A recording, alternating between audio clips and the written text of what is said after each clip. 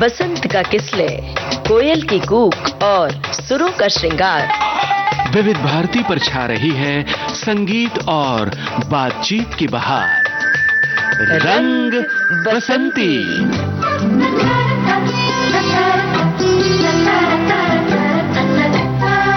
रंग बसंती कार्यक्रम में आज हमने आमंत्रित किया है जानी मानी गायक और संगीतकार जोड़ी चिन्मयी त्रिपाठी और जोएल मुखर्जी को। ये दोनों गायक और संगीतकार अपने आप में निराले हैं, क्योंकि ये साहित्यिक रचनाओं को गाते हैं और देश भर में घूम घूम कर इन्होंने बहुत ही प्रतिष्ठित मंचों पर अपनी प्रस्तुतियां दी हैं। विविध भारती में इनके आने का अपना एक महत्व है, क्योंकि आकाशवाणी में कविताओं के गायन की एक लंबी परंपरा रही है।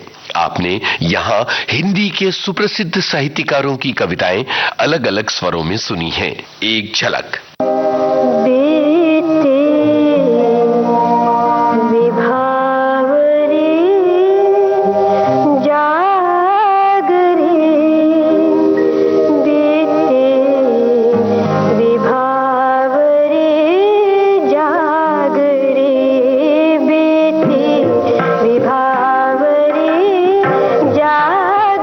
इसी परंपरा को आगे बढ़ा रहे हैं चिन्मयी त्रिपाठी और जोएल मुखर्जी। इनसे बातचीत की है आपके इस दोस्त यूनुस खान ने।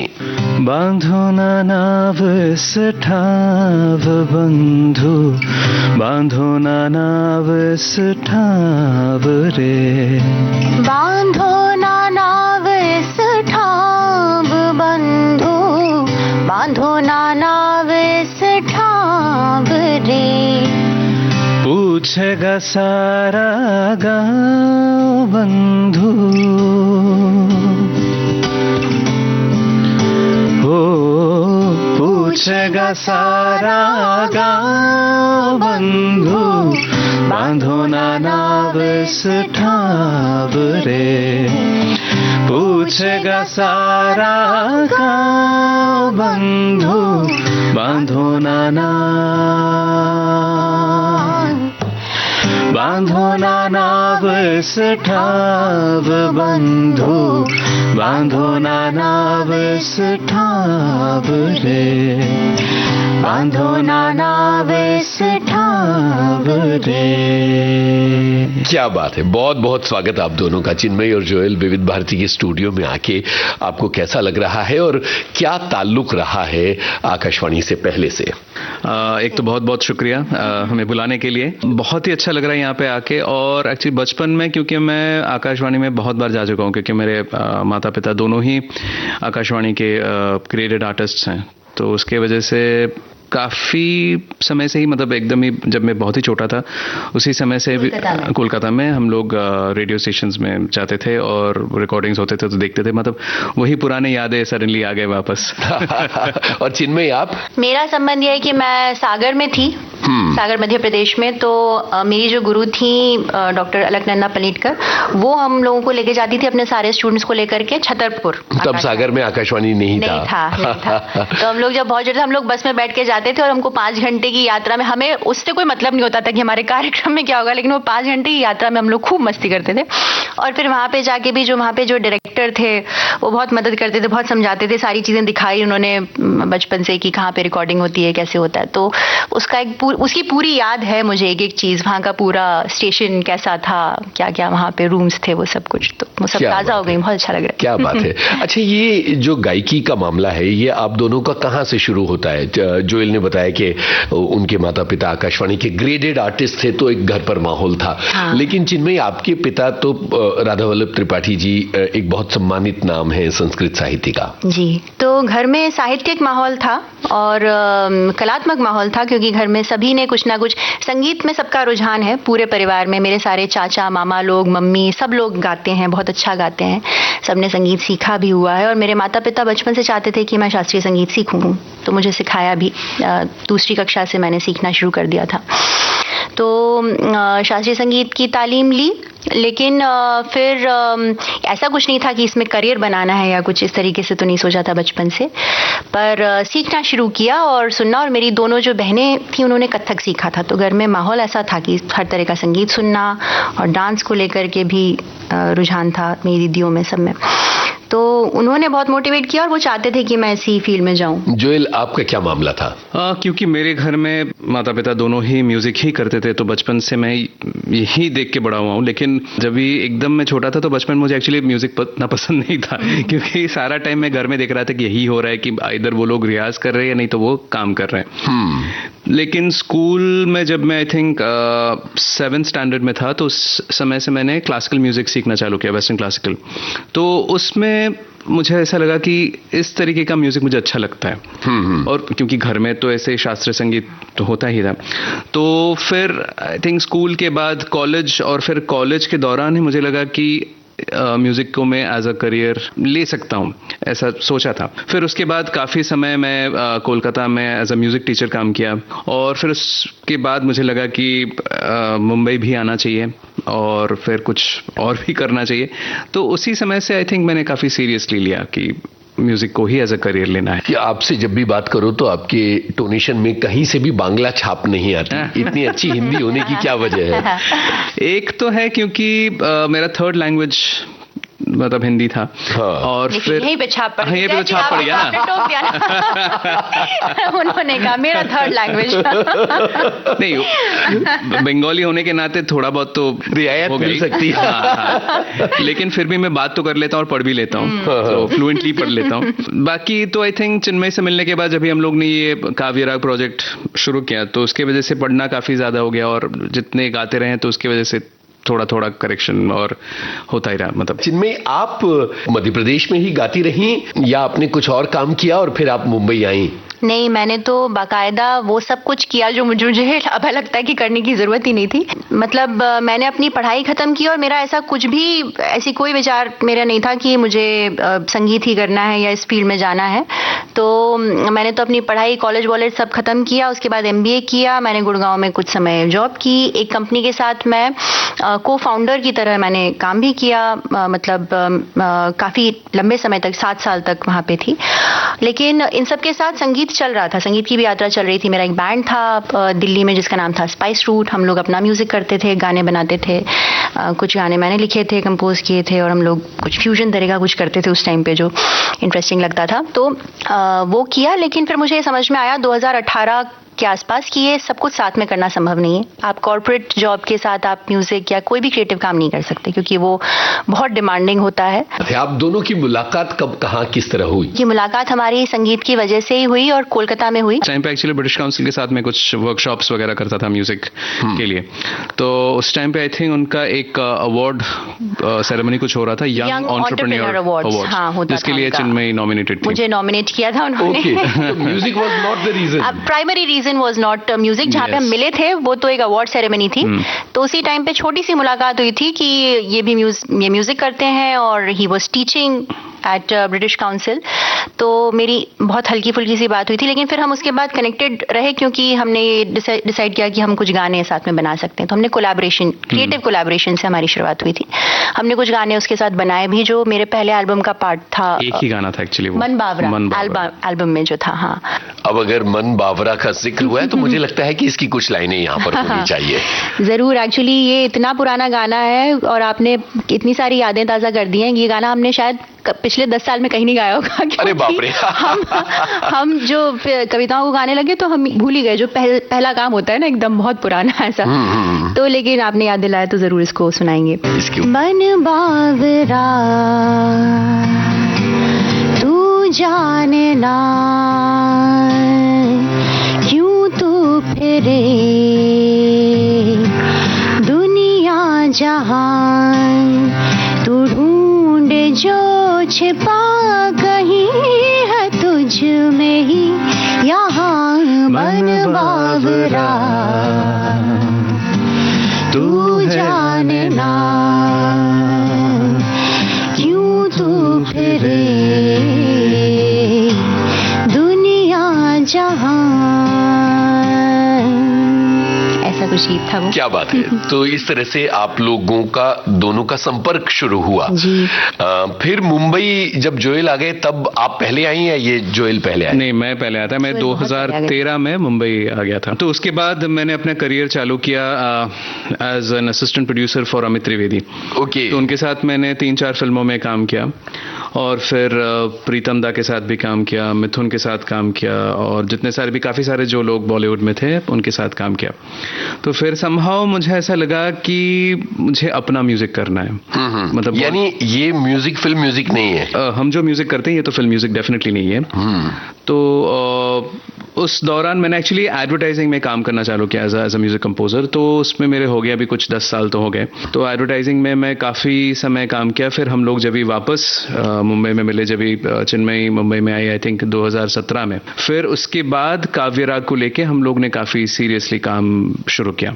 ये काव्यराग शुरू कैसे हुआ? क्योंकि ये वो काम है जो अमूमन लोग इसको करने का साहस नहीं करते। म्यूजिक की दुनिया में वो काम लोग करते हैं जो बाजार में चल रहा होता है। तो शुरुआत इसकी ऐसी हुई क्योंकि हम लोग अक्सर ये सुनते रहते थे कि जैसे हिंदी फिल्मों में अच्छी लिरिक्स सुनने को क्यों नहीं मिलती आजकल। स्पेशली जो बड़े बुजुर्ग होते हैं ना, वो इस तरह की बातें बहुत बार कहते थे कि आजकल किस तरह के गाने लिखे जा रहे हैं और ये किस तरह की पोइट्री है जो सुनाई पड़ती है फिल्मों के म्यूजिक में। तो मुझे क्योंकि कविताओं में रुचि थी तो मैंने सोचा कि एक ऐसा एल्बम तैयार करूं जिसमें जो कविताएं अच्छी लगती हैं, हमारे पास तो इतना भंडार है, इतनी सुंदर सुंदर कविताएं, उनको क्यों नहीं कंपोज करके गाया जाए। और पहले भी हुए हैं इस तरह के प्रयोग, कोई पहला अनोखा प्रयोग ऐसा नहीं है।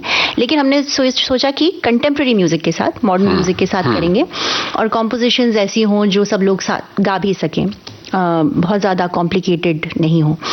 तो एक एल्बम की एक रूपरेखा तैयार की जिसमें महादेवी वर्मा, निराला, बच्चन जी, धर्मवीर भारती, दिनकर साहब, इन सब की कविताएं थीं। उसमें अनामिका जी का भी एक गीत था और इस तरीके से। तो लेकिन मुझे ये समझ में आ गया था कि ये कोई ऐसा एल्बम नहीं है जो कोई रिकॉर्ड लेबल प्रोड्यूस करेगा, क्योंकि ये कोई बहुत नीश प्रोजेक्ट है और फिल्मी गीतों की तरह इसकी लिसनरशिप कोई बहुत बड़ी नहीं होगी। तो इसको कैसे फंड करें हम लोग, कहाँ से हम लोग पैसा जुटाएं, क्योंकि म्यूजिक प्रोडक्शन बहुत एक्सपेंसिव होता है, आसान नहीं होता और उसके लिए रिसोर्सेज भी चाहिए और पैसा भी चाहिए। तो फिर एक क्राउड फंडिंग कैंपेन किया ऑनलाइन। उस समय में एक वेबसाइट होती थी wishberry.com, क्राउड फंडिंग करते थे वो। उनको ये आइडिया अच्छा लगा कि उनको लगा कि अच्छा इसकी तो कुछ एक सामाजिक भूमिका भी कुछ एक है, क्योंकि आप एक तरीके से ये कल्चर से भी जुड़ा हुआ है, हमारे साहित्य से भी जुड़ा हुआ है और एक तरीके से हम अच्छी कविताओं को प्रमोट भी कर रहे हैं। तो ये अच्छा काम है, तो इसको हम कर सकते हैं एज अ प्रोजेक्ट। उस पर एक प्रोजेक्ट अपलोड किया और खुशकिस्मती से वो प्रोजेक्ट सक्सेसफुल हो गया। बहुत सारे लोगों ने उसमें थोड़ा थोड़ा पैसा डाला, दुनिया भर से। बल्कि मुझे बहुत आश्चर्य हुआ कि ऐसे लोगों ने जिनका हिंदी से कोई दूर दूर तक लेना देना नहीं है, कोई जर्मनी में बैठा है, कोई फ्रांस में बैठा है, जिनकी मूल भाषा हिंदी नहीं है, लेकिन उनको कॉन्सेप्ट अच्छा लगा कि अच्छा अच्छी कविताएं जो हैं वो मॉडर्न म्यूजिक के साथ आनी चाहिए बाहर और ये पॉपुलर म्यूजिक का हिस्सा होना चाहिए। तो ये कॉन्सेप्ट लोगों को अच्छा लगा और उन लोगों ने इसमें पैसा डाला। तो हमें जितनी राशि चाहिए थी वो जमा हो गई।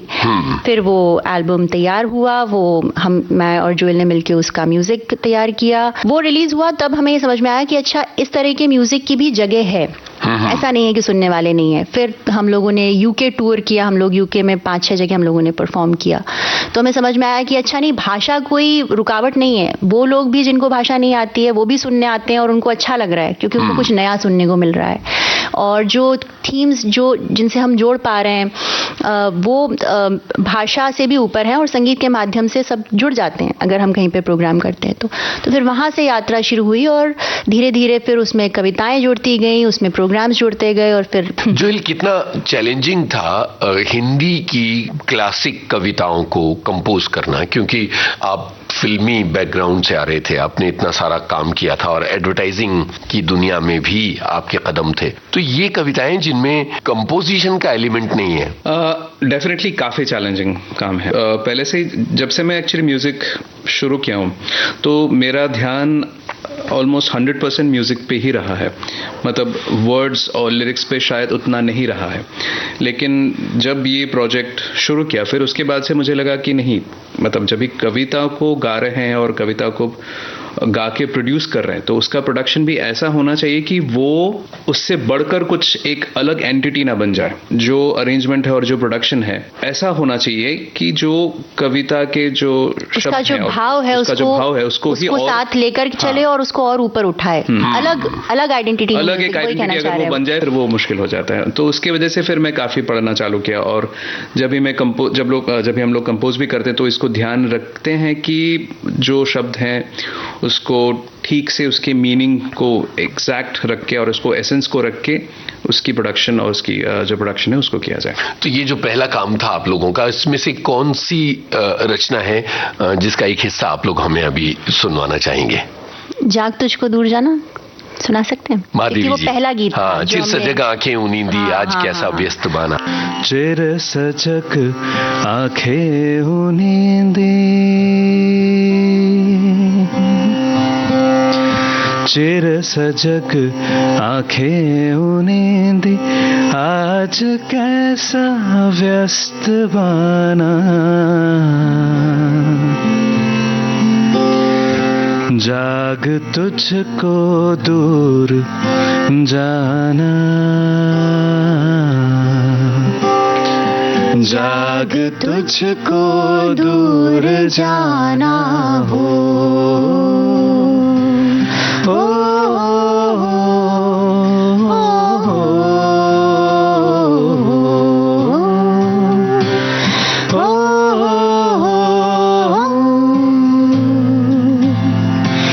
चल हिमगिरी के हृदय में आज चाहे कंप होले,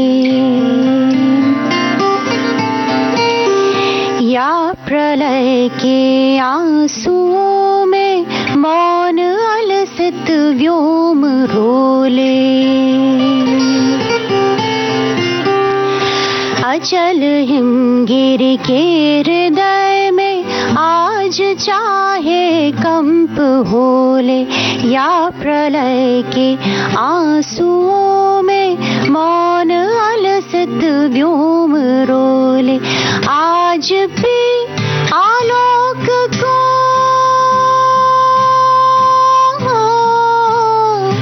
आज भी आलोक को डोले तिमिर की घोर छाया, जाग तुझको दूर जाना हो,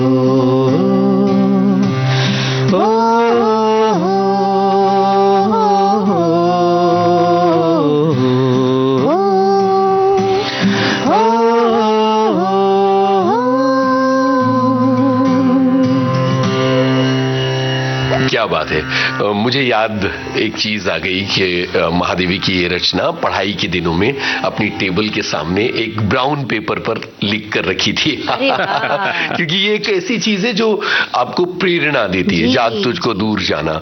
तो आप लोग जब गा रहे थे तो मुझे भी एक पुराना दौर याद आ गया। एक बात बताइए कि पॉपुलर गायकी का जब चारों तरफ चलन है उसके बीच में ये रास्ता कितना चैलेंजिंग रहा आप लोगों के लिए? जब पहला एल्बम आ गया और ये कविताएं चली, लोगों ने सुनी, तो ये रास्ता कितना उबड़ खाबड़ था? काफी उबड़ खाबड़ था और है भी सही बात है। लेकिन क्योंकि इसके पहले इस तरीके से किसी ने ऐसा किया नहीं था हमारी नज़र में, और दूसरी बात यह है कि रीसेंट पास्ट में नहीं किया था, मतलब हाल फिलहाल में किसी ने नहीं किया था। तो हमें ये नहीं पता था कि अच्छा इसको मार्केटिंग कैसे करें, अब इसको लोगों तक कैसे पहुंचाएं, अच्छा कोई रिकॉर्ड लेबल अगर इसको प्रमोट नहीं करेगा तो हम खुद कैसे करें। हमको उतनी भी अकल नहीं थी उसमें, हालांकि समझ में आता था थोड़ा बहुत मार्केटिंग, लेकिन इस तरह की म्यूजिक को क्या करना है वो हमको भी नहीं पता था। तो बस वो ट्रायल एंड एरर की, अच्छा ये करके देखते हैं वो करके देखते हैं, और हम लोग बनाते गए गाने। लेकिन बस यही एक चीज़ अच्छी थी कि हम लोग लगातार उसमें जोड़ते गए, हमने क्रिएटिव काम हमने नहीं रोका। तो गाने पहुंच नहीं रहे लोगों तक या हमने बस रिलीज करके डाल दिए, तब भी हम बनाते जा रहे थे लगातार, वो एक प्रक्रिया चलती जा रही थी। और अब धीरे धीरे समझ में आया कि वो गाने जो हमने बहुत पहले बनाए थे अब लोगों को सडनली वो भी मिल रहे हैं, लोग उसको ढूंढ ढूंढ के सुन रहे हैं, जो हमने कभी बहुत प्रमोशन नहीं किया, कोई रिलीज करते टाइम उनकी कोई मार्केटिंग नहीं हुई। तो वो एक अच्छी बात है कि लगातार करते रहते हैं तो वो चीज़ पहुंच जाती है कभी ना कहीं अच्छी जगह। और म्यूज़िक मार्केटिंग करना और लोगों तक पहुंचाना हमारे बस का काम था भी नहीं, लेकिन इंटरनेट क्योंकि अब ऐसा मीडियम है कि आप हर चीज़ डालते जाते हैं तो ऑडियंस बिल्ड होती जाती है धीरे धीरे ही सही। तो अब जाकर के ऐसा हुआ है कि 7-8 साल में कि लोग अपने आप जुड़ते जा रहे हैं, और एक यूट्यूब पे एक कम्युनिटी है, कुछ 60-70 हज़ार कुछ उसमें फॉलोअर्स हो गए हैं, और इंस्टाग्राम और फेसबुक वगैरह पे भी बढ़ रहे हैं जो सब्सक्राइबर्स हैं, और जो प्लेज हो रहे हैं वो अब मिलियंस में होने लग गए हैं धीरे धीरे। कुछ गीत क्योंकि पॉपुलर हुए तो उनकी वजह से बाकी गाने भी जिनको कभी किसी ने नहीं सुना था अब लोग ढूंढ ढूंढ के सुनते हैं, और लोग पसंद करते हैं कि अच्छा ये तो हमने सोचा ही नहीं था कि कविताओं को भी इस तरीके से गाया जा सकता है।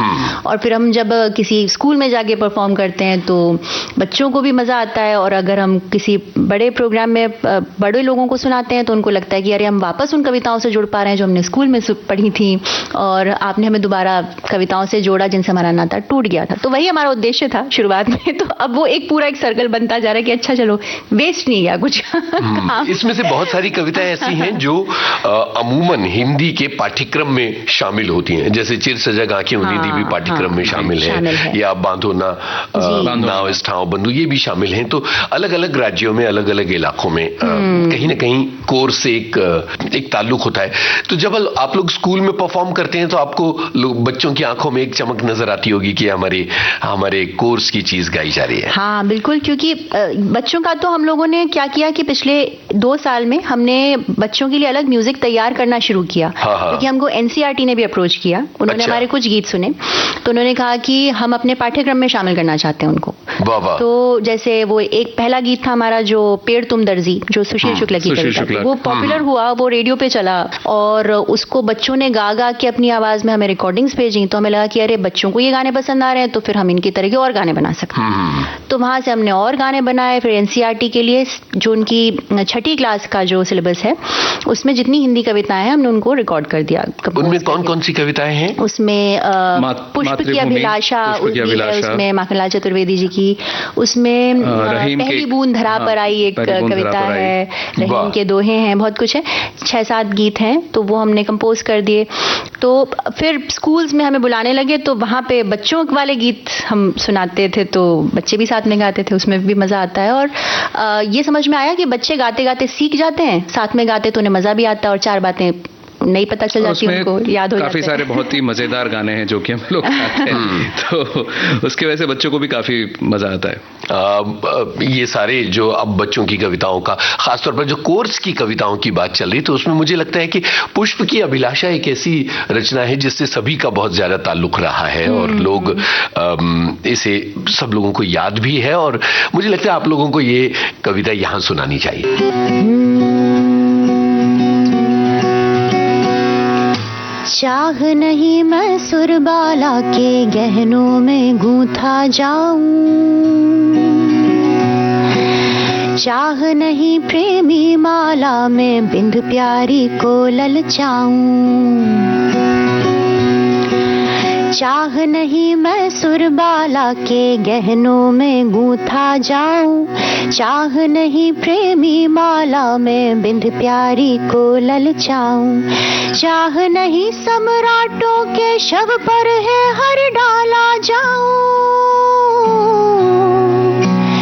चाह नहीं सम्राटों के शव पर है हर डाला जाऊं, चाह नहीं देवों के सिर पर चढ़ूं भाग्य पर इठलाऊं,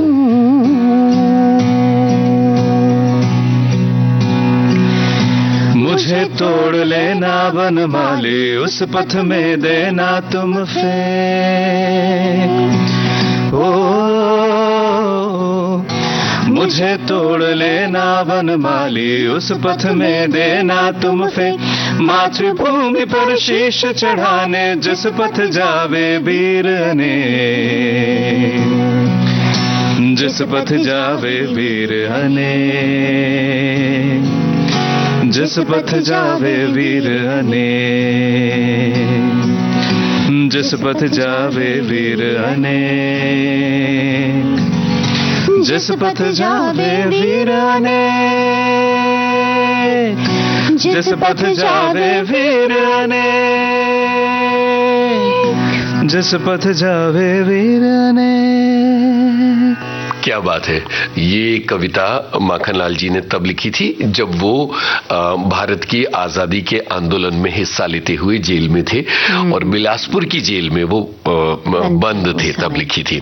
और इस कविता को सुनकर बड़ा रोमांच होता है। हम सब ने ये कोर्स में भी पढ़ी है और ये हमारी स्मृतियों का बहुत बड़ा हिस्सा है। जोएल, बांग्ला में नॉन फिल्म म्यूजिक की एक बहुत समृद्ध परंपरा रही है और बंगाल के तकरीबन हर गायक ने, जो चाहे फिल्मी गाने गाता रहा हो या किसी और तरह के संगीत से उसका ताल्लुक हो, नॉन फिल्म सॉन्ग्स बहुत गाए हैं। हिंदी में ये परंपरा उतनी समृद्ध नहीं रही है, इस बारे में आपका क्या कहना है?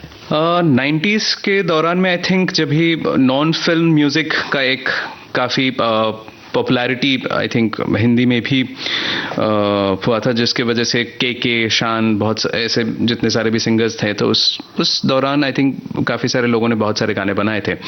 पर उसके बाद में फिर से ये फिल्म म्यूजिक का जो एक पॉपुलैरिटी है, जो एक क्या बोल सकते हैं उसका दौर लंबा, हाँ, इसका कारण है I think main stream music तो हम मेन स्ट्रीम म्यूजिक हम लोग फिल्म म्यूजिक को ही समझते हैं। और क्योंकि यहाँ पे एक ऐसी सोच है कि गाने अगर फिल्मों में आ जाते हैं तो वो बहुत जल्दी लोगों तक पहुंच जाते हैं, लोकप्रिय हो जाते हैं। और क्योंकि प्रोड्यूसर्स काफी सारा पैसा इसमें डालते हैं और उसको पहुंचाने के लिए जो काम करने की जरूरत है वो कर सकते हैं, जो कि इंडिपेंडेंट म्यूजिशियंस शायद नहीं कर पाते हैं। हम लोग क्या करते हैं, जो गाने बनाते हैं फिर उसको डिस्ट्रीब्यूशन के लिए डाल देते हैं और सोशल मीडिया में भी डालते हैं। लेकिन अभी ऐसा हो गया कि इंस्टाग्राम में अगर 20-30 सेकंड से ज्यादा कोई रील है तो ऑटोमेटिकली इंस्टाग्राम उसको दबा देता है, जो कि मेरी समझ है। तो गाने तो 20-30 सेकंड के नहीं हो सकते हैं, उसमें सिर्फ एक हुक लाइन हो सकता है। तो hook line then you come back to film songs, क्योंकि फिल्म सॉन्ग्स में हुक लाइन्स होते हैं, उसमें अंतरा मुखड़ा भी होते हैं, लेकिन हुक लाइन ही सबसे इंपॉर्टेंट है, लोगों को सबसे ज्यादा वही याद रहते हैं। तो इस वजह से आई थिंक जो कि ओरिजिनल कॉम्पोजिशंस, जो कि नॉन फिल्मी संगीत जो है, उसको पॉपुलैरिटी पाने में थोड़ा सा शायद ज़्यादा वक्त लग जाता है या काम करनी पड़ती है। बांग्ला म्यूजिक में आपके क्या कहना चाहिए कि प्रेरणा स्रोत कौन रहे हैं जिनसे आप थोड़े मुतासिर रहे हो? क्योंकि अगेन माँ बाबा दोनों ही बांग्ला म्यूजिक फिल्म इंडस्ट्री में काफ़ी काम किए हैं, तो उसके वजह से तो सर्वप्रथम इन्फ्लुएंस वो ही रहे हैं। उसको छोड़ के क्योंकि मेरे बाबा ने, जो नचिकेता चक्रवर्ती बोल के जो एक बहुत ही फेमस कंपोजर सिंगर हैं कोलकाता में, उनके जितने सारे भी एल्बम्स हुए थे वो बाबा ने ही बनाए थे, म्यूजिक प्रोडक्शन, अरेंजमेंट, और भी बहुत सारे सिंगर्स के साथ काम किए। तो उसके लिए मेरे सबकॉन्शियस लेवल में तो बहुत सारे सिंगर्स की एक इन्फ्लुएंस है, बट प्राइमरी इन्फ्लुएंस में अभी भी सोचता हूँ कि माँ और बाबा का ही इन्फ्लुएंस सबसे ज्यादा है। बहुत ही बढ़िया। बच्चों के लिए आप लोगों ने कुछ बहुत ही स्पेशल काम किया है और वो काम ऐसा है जिससे मैं परिचित रहा हूँ। मुझे एक कविता याद आ रही है, वो पेंसिल रबर का जिक्र जिसमें होता है, वो पेंसिल लिखनी, विनोद जी की कविता है। जी विनोद जी की कविता है। कमाल है, वो आपको याद है, क्योंकि एकदम ताज़ा गीत हैं ये सारे बने हुए। और हमने हाल ही में एक एल्बम रिलीज किया बच्चों के लिए जिसका नाम है बैक टू बचपन। अच्छा। तो उसका इनका उद्देश्य यही है कि बच्चों को तो मजेदार कविताएं याद हो जाएं, लेकिन बड़े भी अपने बचपन में लौट जाएं उन कविताओं के साथ और उन गानों के साथ, उनको भी मजा आए और वो अपनी क्लास में अपने बचपन में लौट सकें। तो इसलिए बैक टू बचपन इसका नाम रखा है। तो विनोद कुमार शुक्ल जी की ये कविता है, एक पेंसिल लिखनी, सुनते सुना सकते हैं।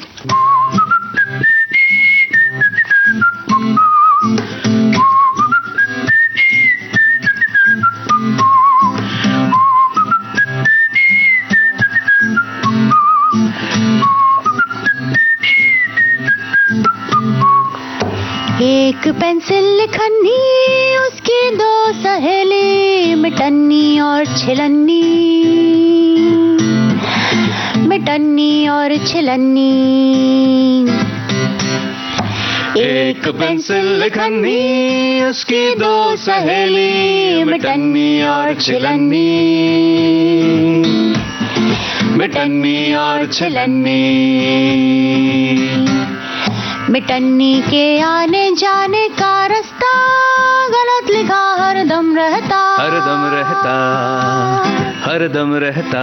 सही रास्ता पकड़े जाना पड़ता, दूर तक उतनी जहाँ तक तक चलती चले लिखनी, चलती चले लिखनी, चलती चले लिखनी, लिख लिख लिख लिख लिखनी, मिट मिट मिट मिट मिटन्नी, छिल छिल छिल छिल छिलन्नी, लिखन्नी मिटन्नी छिलन्नी, हे लिख लिख लिख लिख लिखन्नी, मिट मिट मिट मिट मिटन्नी, छिल छिल छिल छिल छिलन्नी, लिखन्नी मिटन्नी छिलन्नी, पर लिखते लिखते जैसे चलते चलते लिखन्नी, पर लिखते लिखते जैसे चलते चलते लिखनी, खत्म हो जाती या टूट जाती नोक, अरे खत्म हो जाती या टूट जाती नोक, तब वहाँ रहती छिलन्नी,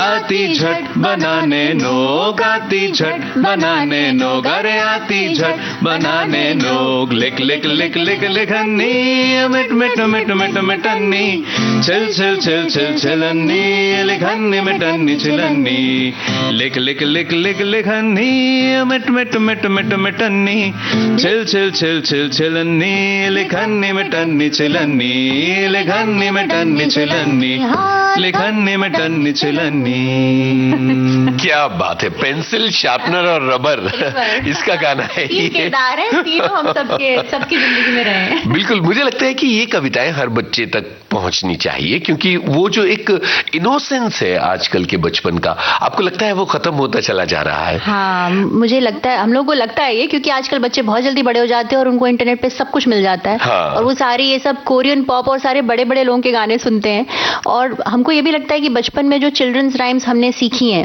छोटे बच्चों के जो गीत जो सुनते थे, वो बहुत, उनका दायरा बहुत सीमित होता था। हाँ। तो अगर हम इस तरह की अलग अलग तरह की कविताएं जिसमें बहुत सारे अलग अलग भाव हैं, इमेजिनेशन है और खूबसूरत विचार हैं, तो वो सब अगर पिरो सकते हैं किसी तरह के संगीत में और उनको बच्चों को याद हो जाते हैं बचपन से, तो ये बहुत अच्छा होगा। तो ऑल्सो और एक चीज क्या है कि क्योंकि आज के दिन में AI मतलब it has become something of regular usages thing, तो उसके वजह से क्या हो रहा है कि बच्चों में जो इमेजिनेशन, हम लोग जब ये बचपन में थे तो मतलब इमेजिनेशन का एक मतलब बड़ा रोल था हमारे बचपन में, बहुत बड़ा रोल था, क्योंकि हमको विजुअल उतने नहीं थे जितने आज के बच्चों को अवेलेबल हैं। तो अब आज के दिन में आप किसी भी प्रॉम्प्ट दे दो तो कोई भी चीज मतलब विजुअली बन सकता है। हाँ। तो उसके वजह से क्या हो रहा है कि बच्चों का जो इमेजिनेशन का जो एक कैपेबिलिटी है वो शायद कम होता जा रहा है, वो इमेजिन करने की कोशिश ही नहीं करते शायद। और इन कविताओं के जरिए एक बड़ा योगदान ये होगा कि एक तो भाषा बच्चों तक पहुंचती है,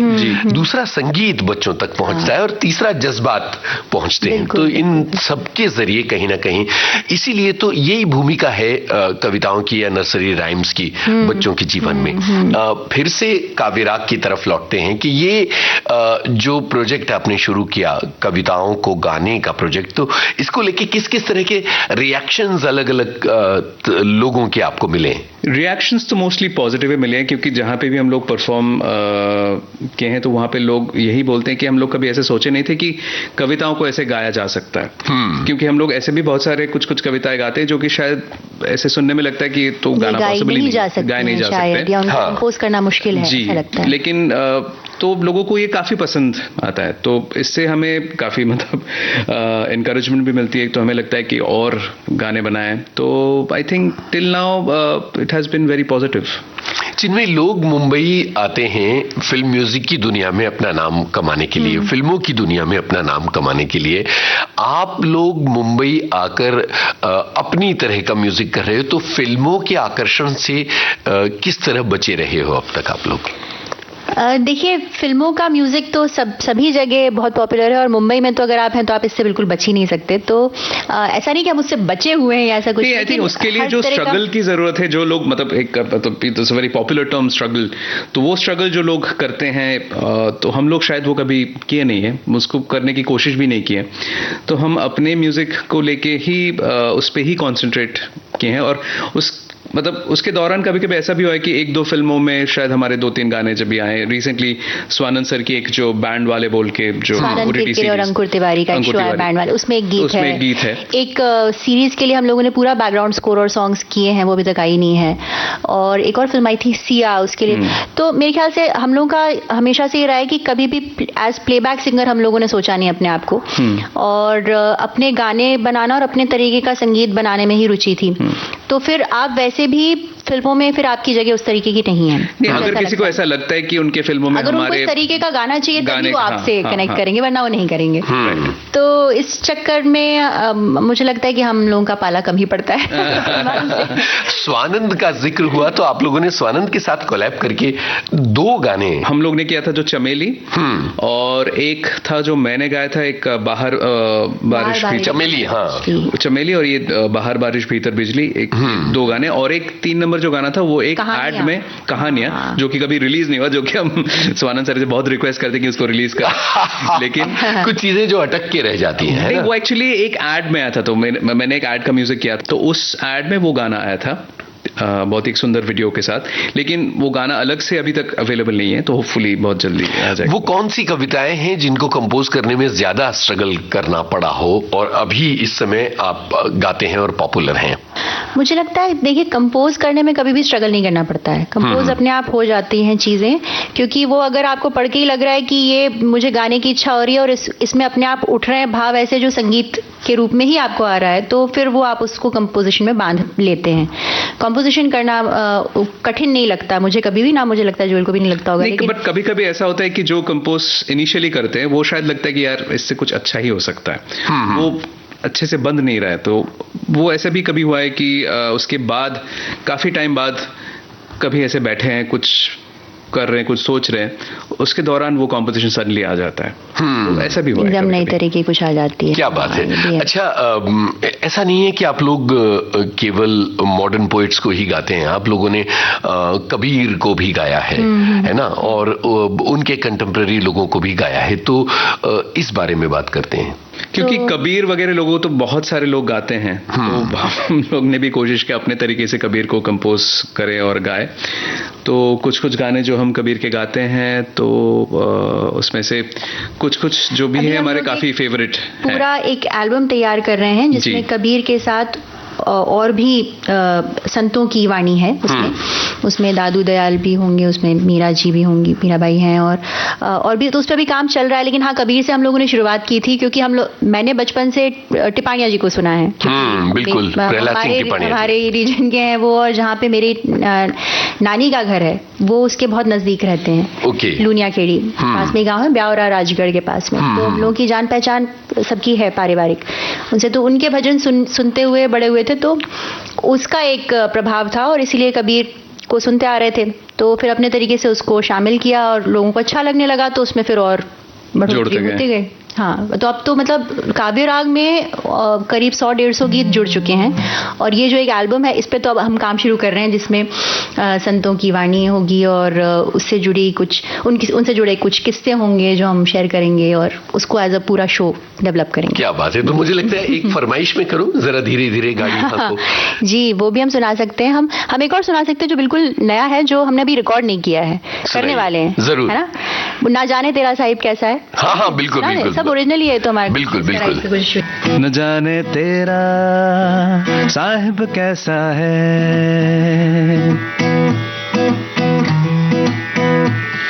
न जाने तेरा मुर्शिद कैसा है,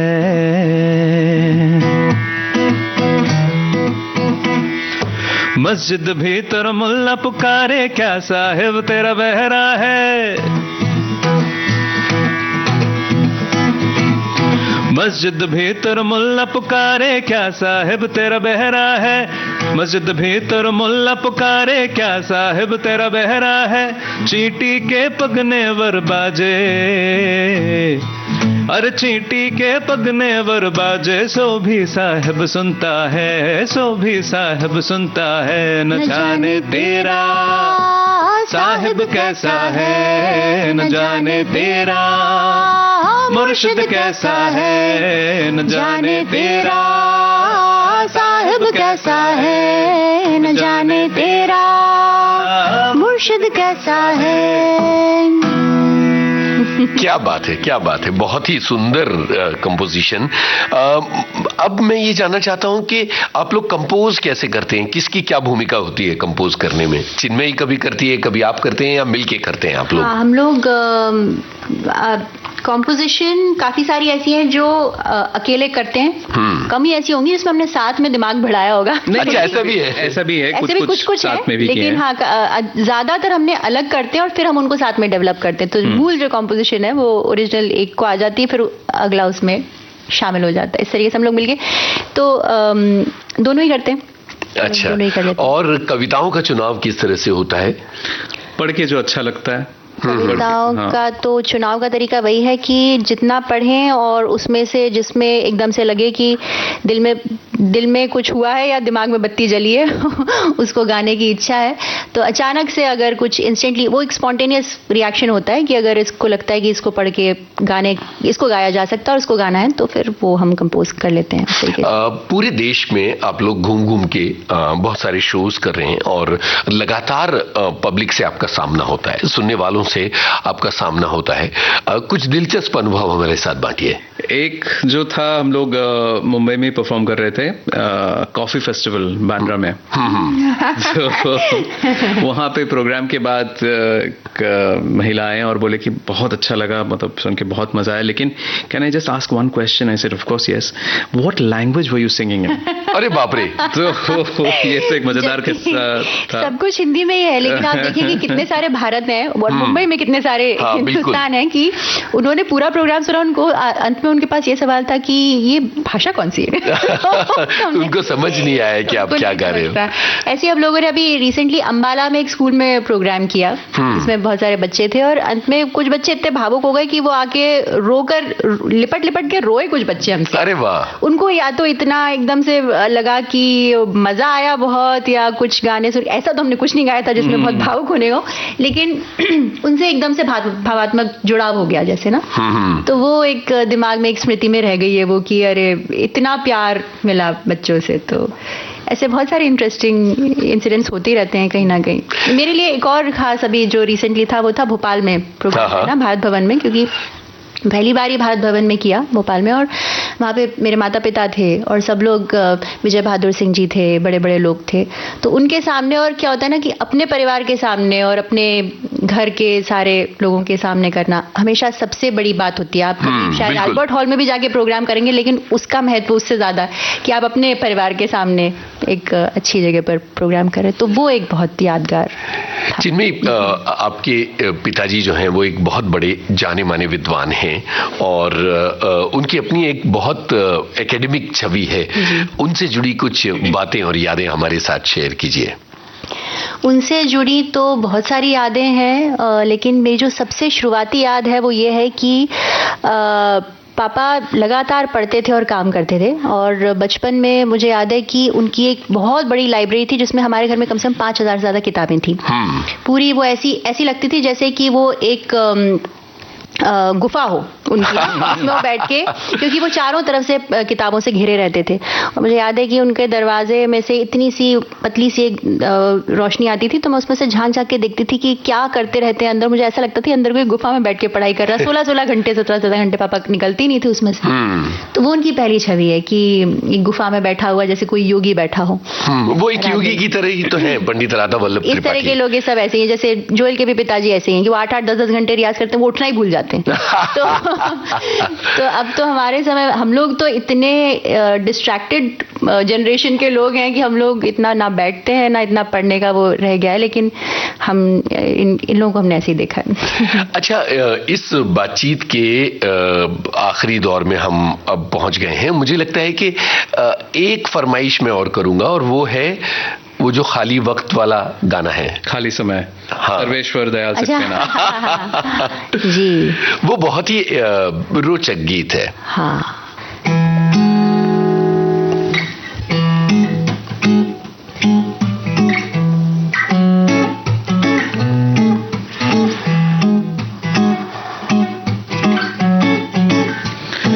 खाली समय में बैठकर ब्लेड से नाखून काटे, बड़ी हुई बालों की सॉरी आई स्टार्ट अगेन। और एक बार स्टार्ट करो।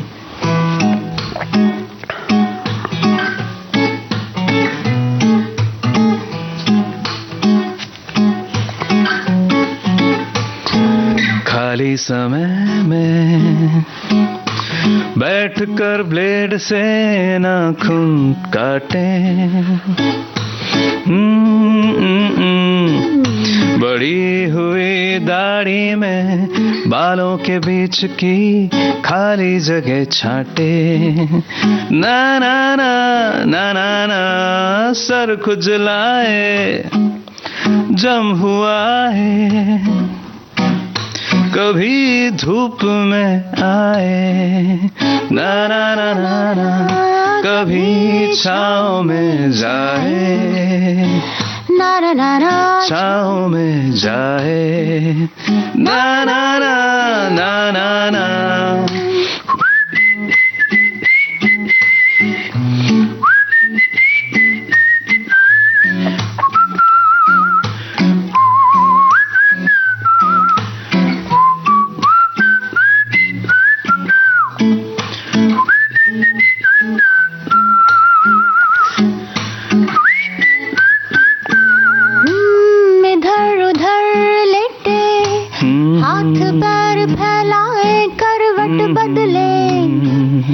दाएं बाएं खाली कागज पे कलम से भोंडीना गोल आंख टेढ़े मुंह की तस्वीरें खींचे, ना ना ना ना ना ना भोंडी आवाज में अखबार की खबरें गाए, तरह तरह की आवाज गले से निकाले, गले से निकाले, ना ना ना ना ना गालियां दे दे के मक्खियां उड़ाए, आंगन में कौओं को भाषण पिलाए, कुत्ते के पिल्ले से हाल चाल पूछे, चित्रों में लड़कियों की बनाए मूछे, धूप पे राय दे हवा की वकालत करे, अरे धुमड़ धुमड़ तकिए की जो करिए हालत करे, खाली समय में बहुत सारे काम है,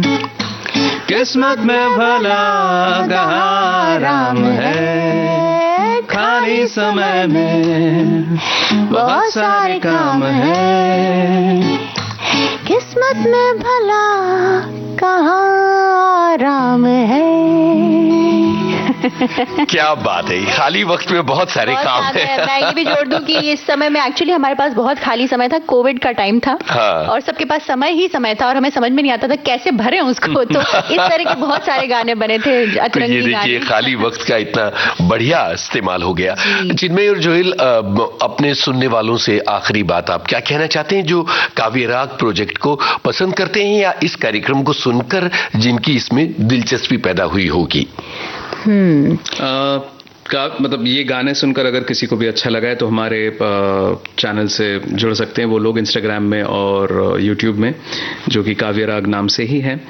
और कौन सी कविताएं हम लोग गा सकते, इसके बारे में कोई सुझाव अगर है, सुझाव है तो वो शेयर कर सकते हैं, क्योंकि बहुत सारे लोग हमें अपनी कविताएं भेजते हैं और हमें बहुत अच्छा लगता है। और लेकिन जो भी सुझाव भी हो अगर वो शेयर करें कि हमें क्या करना चाहिए, क्या जोड़ना चाहिए, क्योंकि हमारी अब हमारा विजन ये है कि हम इसको बहुत बड़े स्तर पे ले जाना चाहते हैं, क्योंकि इसमें अलग अलग धाराएं बनती जा रही हैं। बच्चों का संगीत भी है, फिर इसमें हमारा पुराना संगीत भी जो हमारी धरोहर है, हेरिटेज है, वो भी है, और नई पुरानी हिंदी उर्दू कविताएं हैं सारी। तो जब इतना कुछ हम कोशिश कर रहे हैं तो इसमें और लोग जो जुड़ना चाहते हैं वो हमसे संपर्क कर सकते हैं, ईमेल कर सकते हैं या हमें मैसेज कर सकते हैं। और साथ में मैं ये भी कहना चाहती हूँ, एक चीज़ जोड़ना चाहती हूँ जो हमारे डिस्कशन का पार्ट थी, कि देखिए कविताएं या इस तरह का संगीत थोड़ा सा ठहराव मांगता है। ये वैसा नहीं है कि 20 सेकंड में आप एकदम से वायरल हो जाए, हुक लाइन में तो नहीं हो सकता। हाँ, तो उसके लिए आपको 4 पंक्तियां सुननी ही पड़ेगी समझने के लिए कि कविता क्या कहना चाह रही है। तो वो हो नहीं पाता कई बार, इसलिए हो सकता है कि वैसे पॉपुलर ना हो, एकदम धुआंधार फायर की तरह तरह तो नहीं फैल सकता, लेकिन धीरे धीरे लोग जुड़ रहे हैं और हमें बहुत अच्छा लग रहा है। और अगर लोगों को पसंद आ रहा है तो वो इसके साथ जुड़ें और थोड़ा हमारी अगर तारीफ करें या हमें सुझाव दें तो ये हम इसको और आगे तक ले जा सकते हैं। बहुत बहुत शुक्रिया चिन्मयी त्रिपाठी और जोएल मुखर्जी, आप लोग विविध भारती के स्टूडियो में आए और इतनी सारी बातें हमसे की। बहुत धन्यवाद। बहुत अच्छा लगा हमको। Thank you.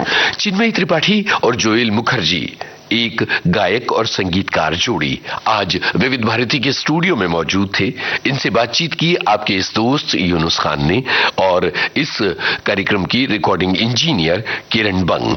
विविध भारती की ओर से इस कार्यक्रम को प्रस्तुत किया तेजश्री कामले ने। न जाने तेरा साहिब कैसा है,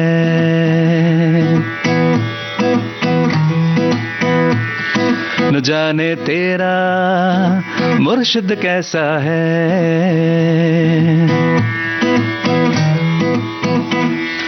मस्जिद भीतर मुल्ला पुकारे क्या साहिब तेरा बहरा है,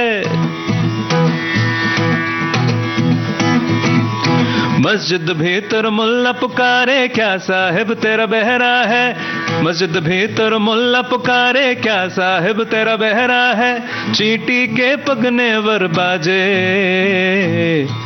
अरे चींटी के पगने वर बाजे, सो भी साहिब सुनता है, सो भी साहिब सुनता है, न जाने तेरा साहिब कैसा है, न जाने तेरा मुर्शिद कैसा है, न जाने तेरा साहिब कैसा है, न जाने तेरा मुर्शिद कैसा है।